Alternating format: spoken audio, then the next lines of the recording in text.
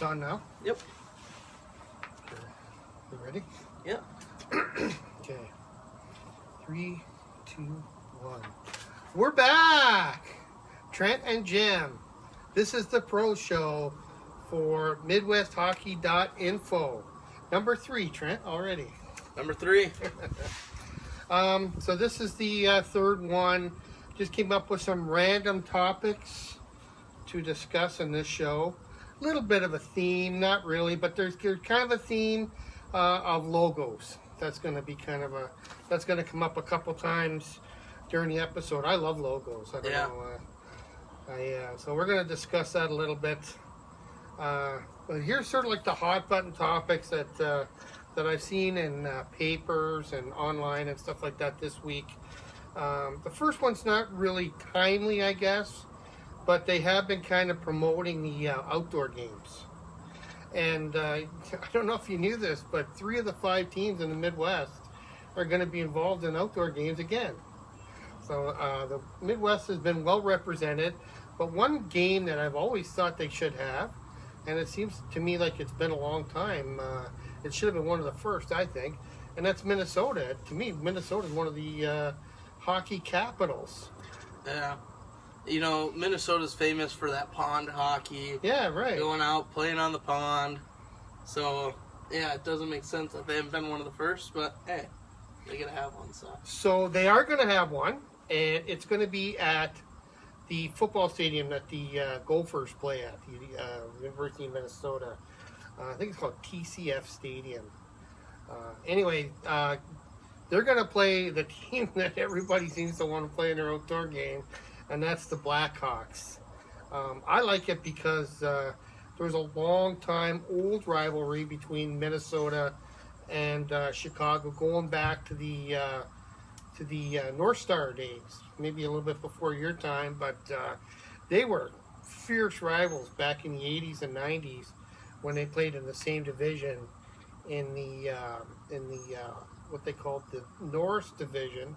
Everybody called it the Chuck Norris division because when 2 teams got together in that division, you knew it was going to be rough. Nice. Those are the best. And they do have kind of a rivalry sort of rekindled, I guess, if you want to call it.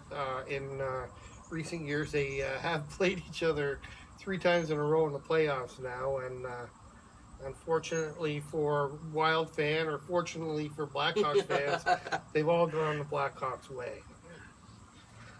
And then one of the other outdoor games, and this is another spot that I thought really should get a game sooner or later. Colorado is going to have a game. The state of Colorado, they are going to play at the stadium that the Broncos play at, and you might have to help me with that. I don't know what that stadium is. The Mile High Stadium or something like that? Yeah, I don't know. Anyway, their opposition is going to be the Detroit Red Wings. They're no longer conference rivals, but they do have a pretty interesting rivalry going back to like the late 80s, maybe early 2000s, when they met in the playoffs several times, and they had some real wars on the ice. Yeah, right there at the late 90s. I mean, you start talking about those rivalries, and I just can't help but get excited. Yeah, so that's good. That should be good. I'm really looking forward to those 2 outdoor games. There is going to be one. These are in the Stadium Series. The annual New Year's Day game is actually going to be on the East Coast. It's going to be another nice rivalry, not involving Midwest teams, but Boston and Montreal. But these 2, obviously, for our purposes, should work out really nice. Yeah. Then the other hot button topic I wanted to talk about, and I just want to touch on it a little bit because it's been in the news. Everybody's talking about it, and that's the Patrick Kane sort of controversy, I guess, if you want to call it that. And my thinking on it is that I really don't even want to touch it yet, because I kind of think that a person is innocent until proven guilty. So I'm going to kind of wait this thing out before I make an opinion on it. But I did notice today that they announced they're going to take Kane off of the box for the EA Sports. They do the NHL 16. And the cover. Yeah, and I can kind of see that. I mean, you know, they're kind of throwing them under the bus a bit, I think, but at the same time, you know, time is of the essence for them. They have to get that game out pretty soon, I would think. Yeah, it'll come out in probably August. Okay. Oh, so any day then, really? No, I'm sorry, September. Okay. September. Yeah, I know they get it out. They usually do it even before the season starts, don't Yep. they, those computer games? So they were going to have him and Taves on the cover. I assume it'll just be Taves now. But, you know, it's unfortunate, but I can understand that. I mean, they have to make a decision pretty quick on that. Yeah. So here's some of the other, like, news I found out. Well, here's another one that was that I just noticed in recent days. One of the guys that we've talked about before, Vili Saarjärvi, or Saarjärvi is the way you pronounce it, right? There was some discussion of where he was going to play this year. He was thinking about going to play pro, I think, in Finland for the year. Yeah. And he decided to stay on this side of the ocean. And he's going to play junior at Flint. So he moves into the Midwest, and I kind of like the move because you know, it'll give the team an opportunity to keep a really close look at him, and who knows, maybe he might play some in Grand Rapids, or Yeah. you know, who knows. I think it's a good decision on his part. And then that way he gets to learn the North American game a little bit. Yeah, right. A little more familiar than he already is. And I think that'll give him a little bit of an advantage down the road. Yeah, it's interesting because the opposite happened with one of the top prospects for next year.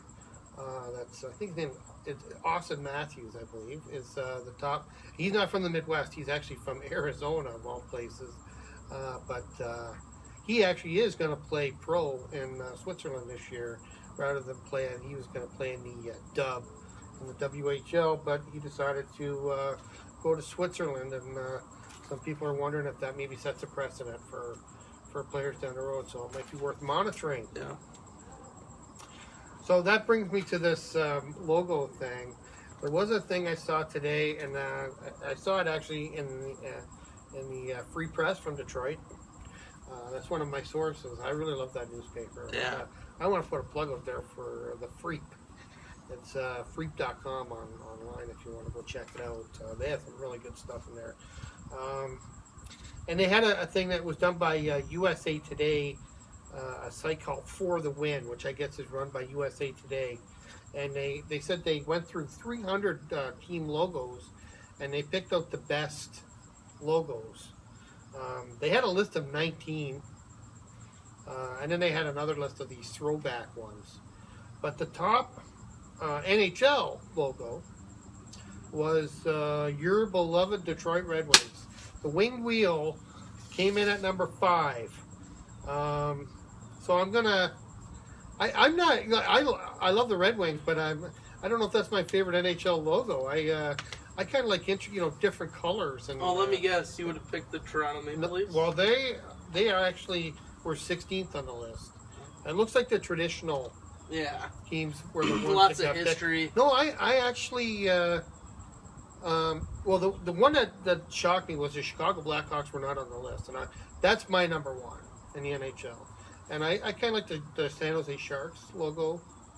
The colors are a little different. But the Wings is it's a traditional logo. Very little change in it over the years. So the only thing really has gotten a little bit bigger on the jersey. Yeah. That's been one of the big changes, but otherwise, very subtle, minor changes to the logo. So, you want to guess at who beat them out? Who the top 4 were?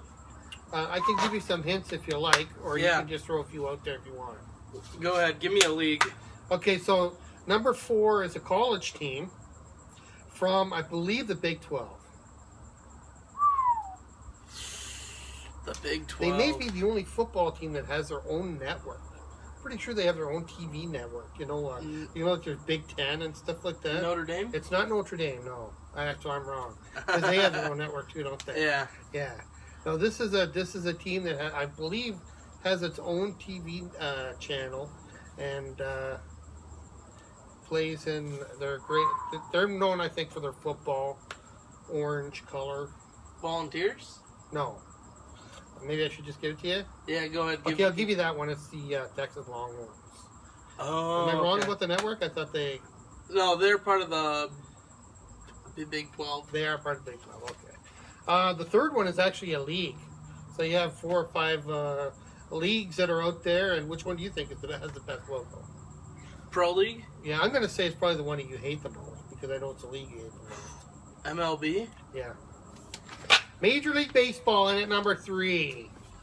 The second one, which, I'm not a basketball fan at all, so this one totally stuns me. And I don't even think, like among basketball, it's one of the teams that I don't really know much about, but you want to take a shot at it, or? Give me East Coast, West Coast. West Coast. West Coast. We're going to go with the Portland Trailblazers? No, not Portland. It's out of the, well, if I give the nickname, you'll know it. I believe it has a picture of the bridge on it. Golden State Warriors? Yeah, that's number 2. Yeah. Oh, you sound like maybe you agree with that. Yeah, I like their logo. And then number 1 is America's team. Oh.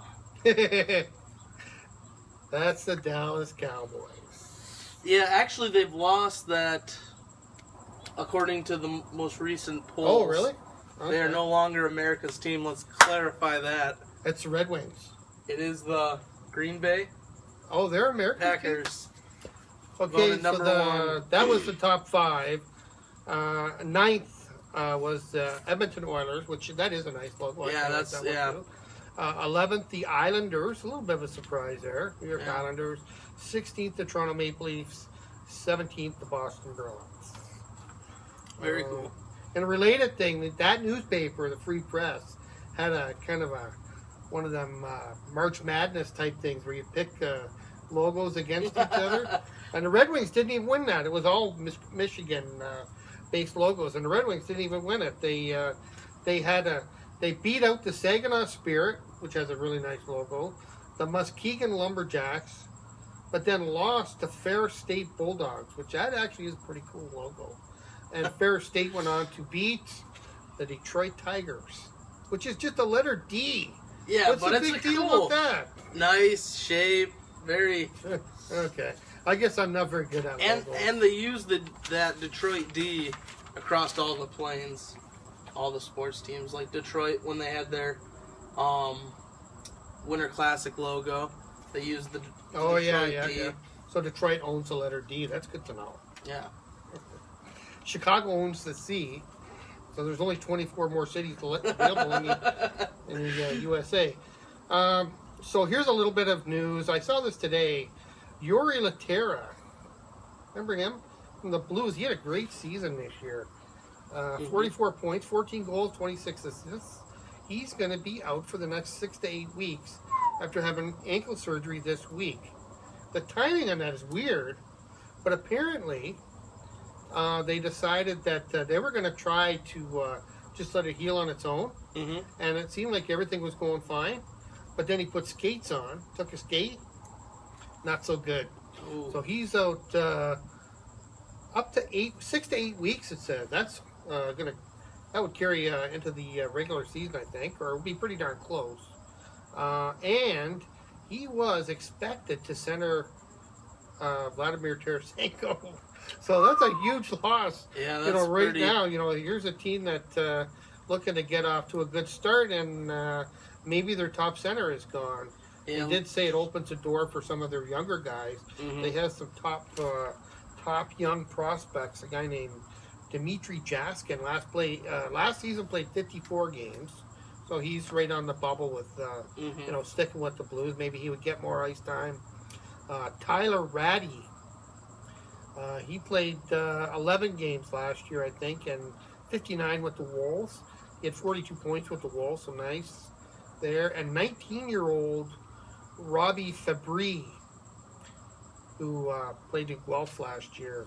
So and played for the World Juniors Team Canada. oh, really? Okay. He was drafted first overall in the 2014 draft, so he might be a guy to watch. You know, maybe these center will get a little bit longer look come training camp. He was definitely impressive. He stood out at World Juniors. He was one of those players that's like, where is this guy? Yeah, plays for the Blues. Darn it. But that's good news for the people in Missouri. Yes, that is. Yeah. And, you know, like maybe that'll help them get over this sort of rough summer that they're having with the injury. And, you know, things might not be as bad as they seem. Yeah. So sticking again with the logo theme, I'm going to move to the American Hockey League. And there is a logo change in the American Hockey League, so I want to get your impression. It's one of the teams we cover, the Milwaukee Admirals. Nice. A few years back, they switched their logo to a skeleton wearing a Commodore's hat, I guess it is. They've had a lot of different logos over the years. But I don't know if the camera's going to be able to see this, but this is the logo that they've had, you know, for several years. Thanks, Trent. Kind of a goofy-looking skeleton. He's got a big smile on his face. Kind of looks like the skeleton you'd see on Sesame Street or something, I think. Yeah. So they acknowledged that, I guess, and they decided they wanted to look a little bit meaner. And that's a pretty impressive logo, if you ask me. That is a pretty nice logo right there. I hope we're not, you know, damaging any copyright rules or anything. I just right off the computer. Now they can't track us anyways. So that's an impressive change, I think, for the Admirals. This is what happens when you know, the Red Wings have a long string of making the playoffs. The longest string of making the playoffs used to belong to the Admirals, and they missed this past season. So maybe they thought they weren't mean enough. Yeah. So look for them to turn things around this year with a little bit more ferocity. Maybe they're going to scare the opposition. No, I do like the new logo, though. Yeah, that is a very nice logo. Another AHL team, the Lake Erie Monsters, have become an affiliate of the Columbus Blue Jackets. And I think that's another nice move. They used to be affiliated with, oh boy, I can't remember. I want to say Colorado, but I could be wrong. Anyway, they are now affiliated with Columbus, which makes them pretty much the backyard team. Mm-hmm. And some of the interesting guys. So this was in the Plain Dealer in Cleveland. Some of the guys that might benefit from that. Anton Forsberg, a goaltender, who I mean, he's got his work cut out for him with Bobrovsky at the helm, but he did get hurt last year. So, you know, having a guy just down the road makes it a lot easier for him to come into town, I suppose. Yeah, definitely. And like you said, I mean, Sergei Bobrovsky, definitely the #1 tender there. Very good NHL tender. But so they'll probably, I mean, you're probably going to want him to be your starter for your AHL team. Yeah, right. Yeah. So he gets lots of reps, lots of games, lots of experience. Mm-hmm. Just like the Red Wings did with Mrazek. Everyone wanted them to bring him up to Detroit. Right. But they kept him in Grand Rapids for an extended period of time, give him as many games as they possibly could before bringing him up. And they that paid out great for him. They do have, like, Red Wings do have that advantage, like we were talking about, of having Rapids, you know, not too far down the road. They could, you know, in an emergency, the guy can be there in a couple hours. So it works out pretty good. Also, Sonny Milano, a guy that I think we've talked about before. He wrapped up his OHL career, and he is expected to have an eye on him if he doesn't make the Blue Jackets. Again, you know, having a guy right down the road that can be called in on a moment's notice. That was a couple of the guys they mentioned in the Plain Dealer story, and makes a lot of sense. Yeah. It used to be in Springfield, which is their team used to be in Springfield. which is in Massachusetts. So that's good hike. it's not impossible, but it's a trip. Yeah. ECHL news: Fort Wayne was looking to get a little tougher in front of the net. They picked up Rick Montgomery, 6'2", 217. He was in Florida last year. He had 37 points and 73 penalty minutes in 58 games. He played for the Orlando Solar Bears in Florida. But the trade was costly. They traded their own Rookie of the Year from last year, Eric Fail, who had 54 points in Fort Wayne a year ago.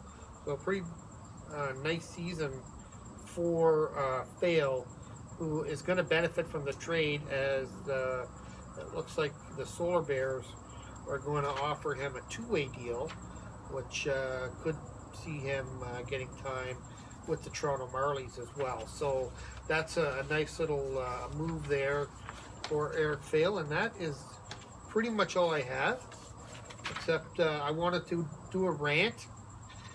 We said we were going to do some rants and stuff like that. I don't want this to go too long, but most of my rants are going to be about other sports, because I think pretty much everything's perfect in hockey except Bettman.